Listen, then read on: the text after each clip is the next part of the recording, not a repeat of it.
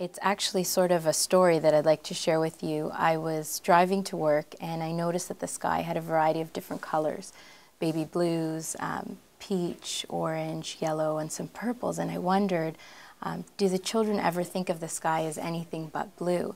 So I found myself pulling over, taking out my iPhone and photographing the sky. And when I arrived at school, I shared this story with Julie, and I thought it would be a great opportunity to put it on the smartboard and see if the children were wondering anything as well. Lo and behold, that first day back, a student came in with a journal that he had created with his family from Arizona. And there was another photo of the sky. This time it was, I believe, a sunset, and had a number of other colors in the sky. And we realized at that moment that it was a spark. There was interest, students were wondering, we were wondering, and we thought if this carried through for about a week, then we were really on to something exciting for our next inquiry. What we did for the first week was we really listened to the students. We observed their conversations and documented what they were saying.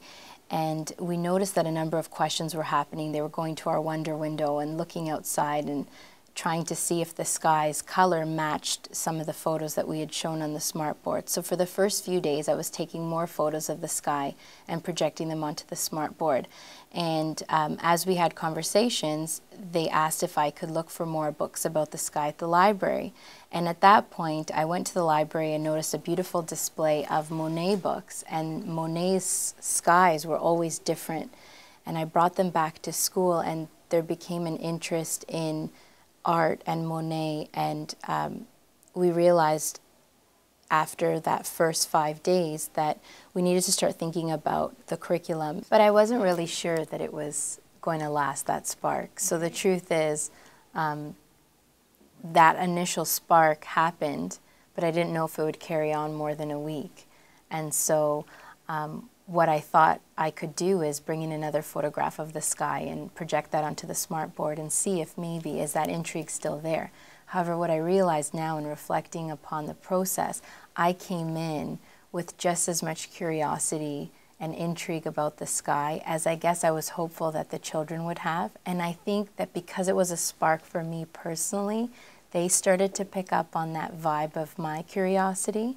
And then the photographs and the changes each day really puzzled them. And it was a mutual puzzlement about, well, why doesn't it look the same every day? And the children started bringing their pictures of the sky and getting them to print it and then bring it to the classroom.